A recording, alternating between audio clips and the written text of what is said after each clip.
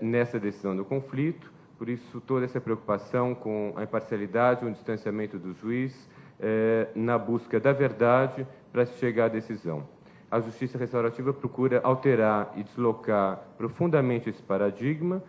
A resolução é fruto de decisão de todos os afetados, não apenas daquele que é colocado como réu e da vítima, mas dos suportes desses familiares, amigos e pessoas ligadas ao ofensor, pessoas ligadas à vítima, e a comunidade indiretamente afetada também é chamada. Então, se há um furto, eu fui visitar os processos na Nova Zelândia, que é um país que desde 89 aplica. Se há um furto no estacionamento de um shopping center, que a iluminação está quebrada, o responsável por esse shopping center também é chamado como uma forma de apaziguar e atender os interesses da vítima e da comunidade, de garantir de que condições de segurança adequadas vão passar a existir dali para frente. Portanto, é um processo inclusivo que chama a participação dos afetados indiretamente no conflito, procura envolver o máximo de pessoas possível. No espaço de resolução, que nós chamamos de círculos restaurativos, pode haver de 20 a 30 pessoas discutindo essa situação de conflito e tentando elaborar, que é o nosso terceiro item, um plano de ação voltado para o futuro para se tentar superar a situação que levou a esse conflito. Portanto, é um processo que valoriza a troca de experiências, compartilhamento de emoções e sofrimentos para a compreensão dos porquês dessa situação de conflito, o como dessa ação praticada, para nós tentarmos, então, entender as consequências e as necessidades dela decorrentes. As vítimas, hoje, elas vêm e prestam depoimento. Nós não consideramos o trauma decorrente disso, as necessidades que precisam ser atendidas para que essa pessoa consiga ter uma vida mais tranquila em comunidade e as próprias necessidades do ofensor. Nós não estamos considerando também, no modo atual de resolução de conflitos, o que essa vítima gostaria que houvesse, que fosse decidido, a partir daquela situação de conflito. Em caso paradigmático, por exemplo, que foi a Nova Zelândia, como eles têm muito tempo, é um caso de acidente de trânsito,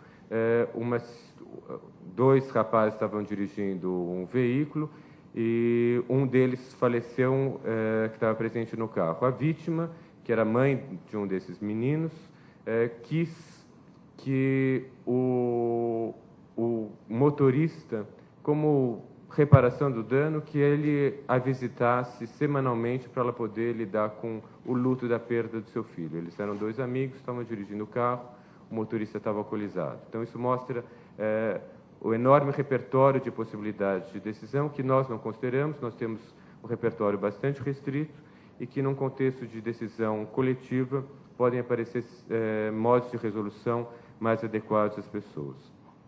Então, é uma justiça fundada em princípios. O primeiro deles é de respeito, né, de todas as pessoas estarem preocupadas umas com as outras, estarem considerando as necessidades alheias. É um processo de responsabilização, só participa do círculo e do processo de justiça restaurativa se o ofensor admite responsabilidade e está preocupado em atender as necessidades do ofendido. É um processo de empoderamento. Nós consideramos que o crime acaba implicando numa perda de valor por parte da vítima na comunidade. A vítima, ela se sente, depois de uma situação delitiva, ela se sente oprimida e desvalorizada. Ao se permitir que ela seja colocada no mesmo espaço com um ofensor, é um modo de procurar fazer com que haja um reequilíbrio da relação de poder, que ela possa ser alçada a uma relação mais igualitária, de poder expressar a sua dor, expressar o seu sofrimento para o ofensor e, com isso, ela conseguir restabelecer um lugar na comunidade. Nós temos várias pesquisas apontando quanto, uma vez vítima, as pessoas tendem a se colocar novamente em situações de vitimização. E é a partir desse processo, que é considerado também de cura, entre aspas, em que a vítima pode estar se expressando internamente sua dor, seu sofrimento, que esse lugar acaba sendo superado. A nossa conciliação não pode ser mais aquela velha conciliação intuitiva, que quando você perguntava para alguém, você faz conciliação? Eu faço, isso aí eu faço faz tempo. senta na presença do juiz. Tem conciliação? Não tem, acabou. Isso não é fazer conciliação, isso não existe. Se você fizer uma pergunta que, se vier uma resposta, você não tem o que fazer, não há o que se falar de conciliação nesse modelo que era intuitivo. Então, por parte dos operadores do direito em geral, tem de haver uma preocupação e uma quebra de um preconceito. Qual é o preconceito? Quando alguém fala em técnica autocompositiva, e dentre as técnicas autocompositivas nós temos a negociação, a mediação, aí nós, os operadores do direito, nos arrepiamos e dizemos, não, esse troço aí não é comigo. Esse negócio de mediação, isso aí é coisa de psicólogo. Negociação? Não, isso aí é coisa de administrador, isso aí não tem nada a ver comigo. E aí esse é o primeiro ponto que eu acho que nós temos que mudar. Negociação, mediação é coisa de operador do direito, sim, mas não é só coisa de operador do direito. É coisa de psicólogo, é coisa de antropólogo. Há necessidade, primeiro, de estabelecer a ideia da interdisciplinaridade. O sistema judiciário não resolve conflitos. O sistema judiciário, a organização legislativa, serve para tentar diminuir complexidades. Então existe uma lei, existe o Poder Judiciário quando a lei não é cumprida, para que alguém se conforme com a aplicação daquela lei. Mas isso serve para diminuir complexidade, não para resolver conflitos. Então aquele juiz que ideologicamente imagina que faz justiça, na verdade, muitas vezes ele resolve processos. Produtivamente ele sentencia.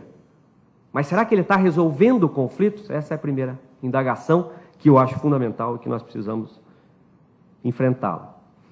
Depois, vencendo esse preconceito, perceber a importância da interdisciplinaridade. O bom juiz, o bom advogado, o bom promotor de justiça, o bom operador do direito é aquele que tem que saber um pouquinho de tudo. Não adianta mais, a especialização perdeu o seu local. A própria ideia dialética da guerra, da briga, da adversariedade, ela está perdendo o seu papel. Não dá mais para se falar e se pensar só no processo dialético. Quando tem uma tese, tem uma antítese e tem uma conclusão, e sempre que alguém ganha, o outro perde. Sempre que alguém perde, o outro ganha.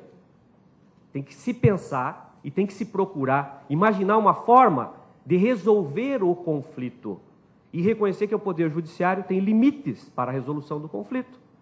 Nós estamos adstritos aos limites que a lei nos impõe. Vamos pensar no processo civil brasileiro. Artigo 126 diz que o juiz está adstrito aos limites do pedido. Está lá focado nisso. Quando eu for sentenciar, eu não posso julgar nem mais, nem menos, nem além do que foi pedido, porque eu estou circunscrito aos limites do pedido. Em relação à justiça penal brasileira, o juiz, como bem disse o professor Eduardo, ele pensa no passado. Sentou ali na frente do juiz, questão de violência doméstica. Agrediu. 129 diz isso. Pum. Independente de ser ação pública condicionada, incondicionada, ação privada, tendo autor do fato, tendo vítima, eu não gosto nem da expressão autor do fato e vítima nos juizados especiais, eu prefiro noticiante e noticiado, porque são pessoas que têm um conflito, elas não precisam ser vitimalizadas ou vitimizadas, né? Tendo pessoas envolvidas no conflito, vamos sentar, vamos conversar e vamos tentar resolver o conflito com a visão no futuro. Vamos resolver o problema. Encerramos o nosso Frente a Frente com a Justiça e convido você, telespectador, a continuar assistindo o que de melhor aconteceu no Congresso do IPAM, em nosso próximo programa. Até lá!